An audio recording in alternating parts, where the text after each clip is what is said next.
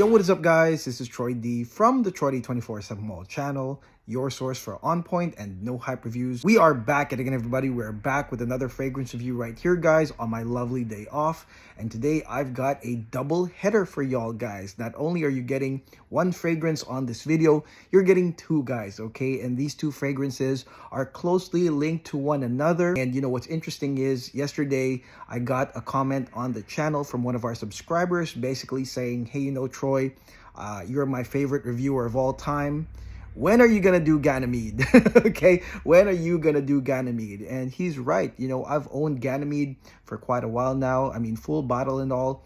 And for some reason, I didn't get to do the review, guys. And so today, finally, your wishes have come true, sir. You are going to get Ganymede today for all of y'all. But also as a bonus, you're also going to get the Boadicea the Victorious variant or enhancement to Ganymede, guys. Okay, so that is exciting as well. I'll put these two fragrances side by side and give you guys my no hype feedback on both of them. Now, before I continue, please do not forget to like and subscribe, guys. Okay, liking, subscribing, and watching the ads is a great big deal to this channel, especially that we are headed towards 21,000 subscribers. So all you got to do, guys, is enjoy the videos. Watch all these videos that I have, deep dive into the channel, because I've got over 700 no hype videos for y'all. Thank you so much for your support. And the fragrances that will be going head to head today on the channel are none other than, first and foremost, the iconic and well-beloved fragrance from Fragcom. This is none other than Ganymede by Marc Antoine Barrois, as well as the Boadicea the Victorious fragrance, the $1,000 Boadicea that is linked to Ganymede. This is none other than Boadicea the Victorious Hasu. All right, Hasu is here as well. I cannot believe I got both of these fragrances here. You guys are getting a treat today. Now, Ganymede right here, what can I say? This is a fan favorite, guys, because it is known to be one of the most complex, masculine, and classiest fragrances ever. I don't know of any other fragrance that actually smells like Ganymede other than Hasu, guys, okay? Now, Ganymede right here is an interesting mix. When you look at the notes, guys, you've got mandarin in the opening as well as saffron, guys. And this opening is quite important. This opening is the one that gives you guys that immediate vibe of masculine classy, because it is a combination of a cutting note of mandarin as well as the blanket note of saffron. And that's really the winning formula of Ganymede right here. Ganymede is basically a combination of blanket notes and one cutting note that cuts through those blanket notes. And so the sensation every time you get a whiff of this, it's like you can't stop. It's addictive. You kind of want more, because on like maybe the first whiff, you're going to get the cutting note. And then on the second and third, you're going to get the blanket notes. And then again, the cutting note. It's that kind of ratio of whiffs of these beautiful notes that make it such a beautiful draw in. And it is a comforting, dark, masculine intro right here with, again, that cutting mandarin, guys. Okay, so let me tell you guys, the saffron right here, guys, on Ganymede is more on the leathery side. Okay, it is a spice, but saffron also has leathery properties. And throwing that leathery property out there with the cutting note of mandarin, and again, that sweet spice of saffron still being there, guys, is really an amazing combination. Okay, let's spray this thing right here so I can smell that combination right now. Wow, man. Wow. Now, the mid of Ganymede follows the same combination as well, okay? Blanket notes, wonderful blanket notes with a cutting note. Don't forget I said that, guys. I'm probably the only reviewer that says it that way. But right here on the blanket notes of the mid of Ganymede, you've got violet and leather, a hint of leather and violet, as well as the cutting note of osmanthus, guys, okay? And like I said, when it comes to Ganymede, it goes into an immediate gradient, okay? With the cutting note, again, being that beautiful enhancer there, but mostly from the start, you're getting an immediate gradient, something that happens in the dry down stage of many other fragrances. This one immediately goes classy, masculine, dark. And basically here, you've got more leather here in the mid. You've got this beautiful violet note as part of the blanket notes, kind of sweetening it up a little. But then you are going to get the flower of osmanthus as the cutting note right here. And again, same whiff ratio. It's just like you smell it and it's like leather and violet. And then, you know, back to the osmanthus and then back to the violet again. And it's just an amazing draw-in, like I said. I think for me, Ganymede is going to be mostly for the wearer. This is why I think I bought a full bottle of this, because I am selfish. I mean, I can get a lot of compliments with other fragrances, guys, but I feel like Ganymede really gives me the classiest vibe. And with those cutting notes of mandarin and osmanthus, it's just a mood-enhancing balance between that and the leathery violet notes that are in the start and the mid of this fragrance, guys. Very comforting, very macho, very masculine. Again, to me, restricted towards semi-formal to formal and nighttime occasions, guys. But I think if you want to smell like the boss, really like a masculine, macho, classy boss fragrance, I think that Ganymede is definitely it. And again, it starts a dark gradient from the get-go. Okay, guys, now let's look into the dry down of Ganymede, guys. Now, the dry down to me starts after several hours, guys. So you are going to get 7 hours of that combination of the blanket notes, the comforting notes, classy, leathery, masculine notes, as well as the cutting note for, I would say, several hours, guys. Now, after that, it goes into a full gradient. Right here in the dry down, you're going to get Immortelle as well as Akigala wood. Now, Akigala wood is a synthetic molecule. It's not really like a real wood, but this synthetic note does have properties of some spices, some pepper, some patchouli, and some dark woods. And so you can really tell that this goes into that kind of gradient. And with that Immortelle providing kind of like a suede ending to this, it is going to be musky, suede, woody, dark patchouli with some peppery nuances towards the end. So what can I say? From start to finish, super masculine, guys, okay? Saffron leather into violet leather into Akigala wood, suede, and Immortelle. Super duper masculine. But again, the highlight to me is the way that there's a cutting note. Mandarin and osmanthus provide these beautiful uplifting touches to this backdrop of, you know, my boss. Okay, so Ganymede, that is why Ganymede is so amazing. Now, performance-wise, this fragrance is a lingering draw-in scent, obviously, with the uplifting balancers for the wearer. And I did get some compliments with Ganymede, and I think that this one right here is one of those fragrances that people really can't put their finger on it, but it just smells amazing every time they get a whiff of Ganymede. And so this one here also, in terms of the longevity, this one lasted past 12 hours. Okay, so this is not a slouch when it comes to longevity. It's not a huge projector, which it shouldn't be, okay? A boss fragrance should be a lingering scent that draws people in towards you, and that's what Ganymede does, but it is also a long-lasting fragrance, past 12 hours in my opinion. Now, this fragrance right here leaves some open doors, guys, to a Boadicea enhancement, because this fragrance, like I said, in my opinion, is restricted to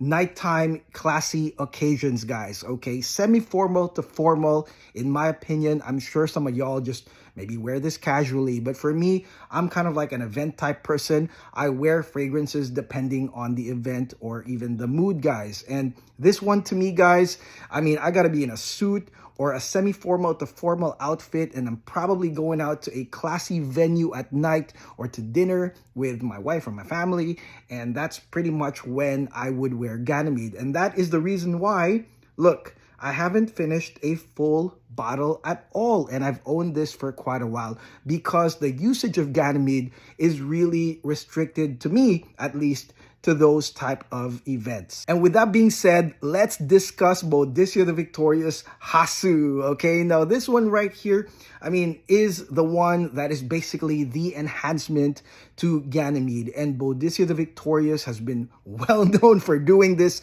They really enhance other original fragrances, and some people hate that fact or hate that idea. But the thing is, when it comes to enhancements, I haven't seen Boadicea lose, guys. Okay, every time they've done an enhancement, it's always better than the original. And it made me think, hey, is there like a department in Boadicea that does this, that tests the fragrances that are pretty iconic and original like Ganymede, and do they go, how can we improve this? How can we make this better? And that is basically where we enter here with Hasu. Now let's spray this right here. Oh, wow.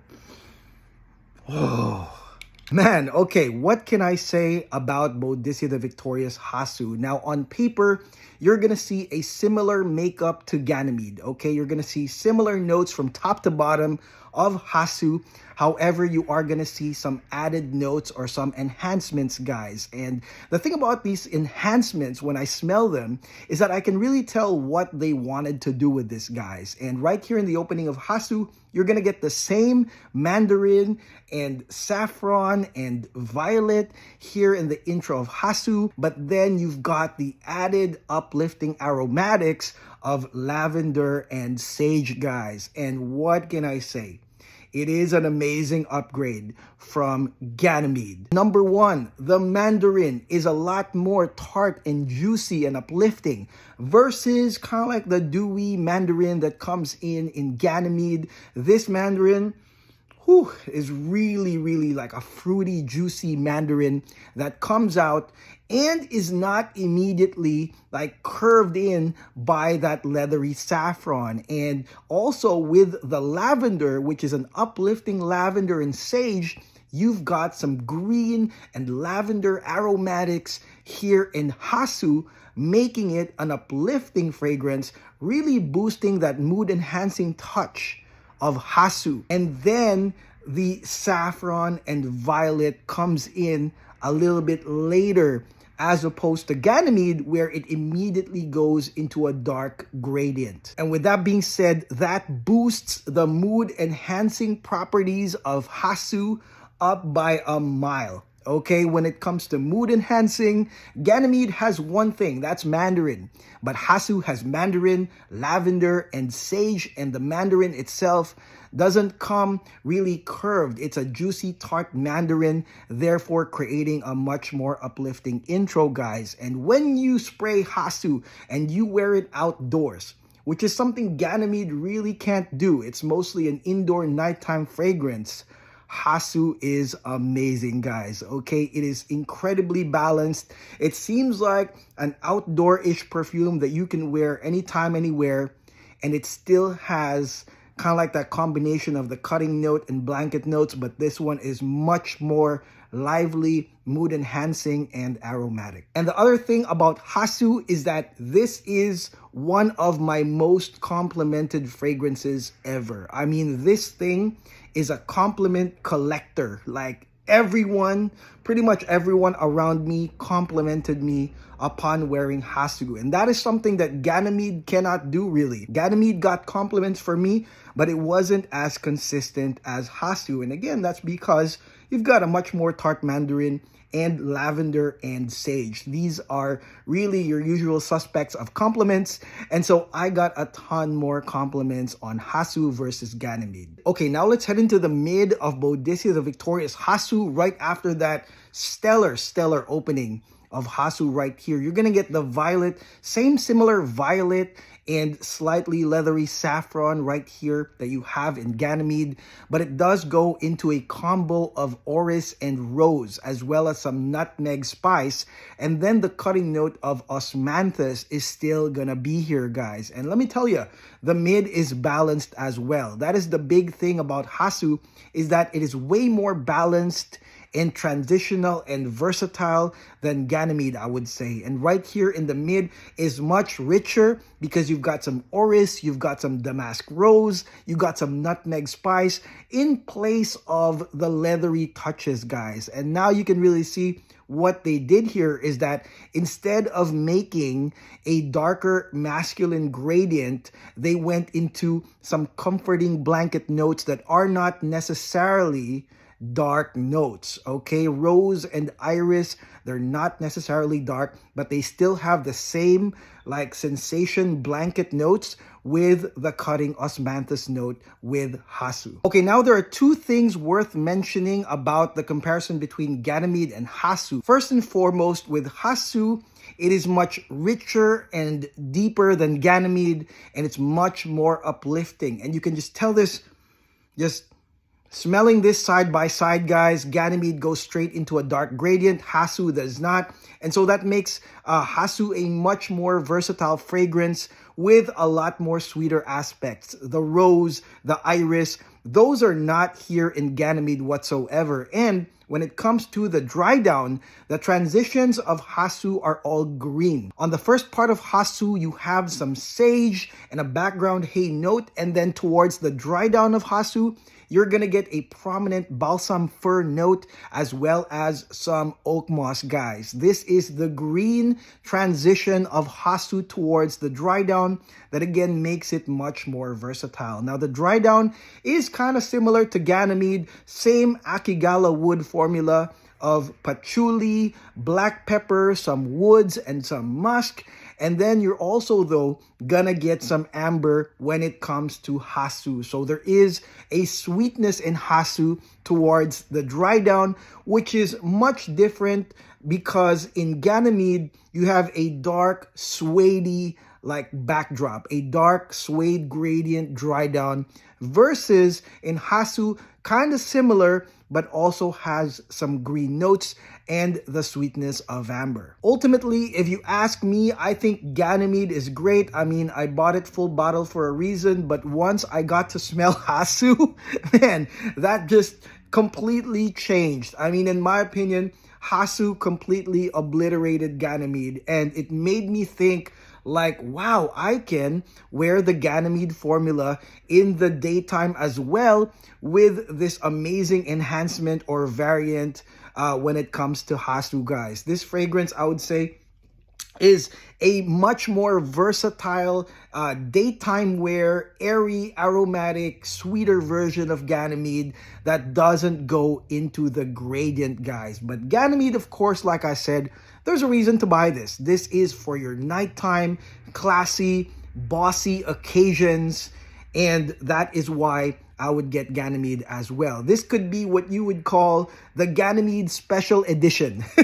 This is Ganymede Special Edition Hasu, and then Ganymede for nighttime occasions, Hasu for daytime and everywhere occasions, guys. But of course, here's the thing, guys. The price is a huge disparity. Ganymede right here, retail price is $270. And if you go to some discounters, you might get it for less than that. I think $210 or $200. And Hasu, of course, is your $1,000 perfume. Okay, it is super expensive, and so my suggestion is hit up Dustin. Of course, hit up Dustin for a generous sample of this, 5 to 10 ml. You will not be disappointed, guys, especially if you are a fan of Ganymede. Although they share a similar makeup with the same formulations almost, I would say that Hasu is the winner because they studied this thing. Okay, I really think Boadicea studied Ganymede and said, how can we make this better?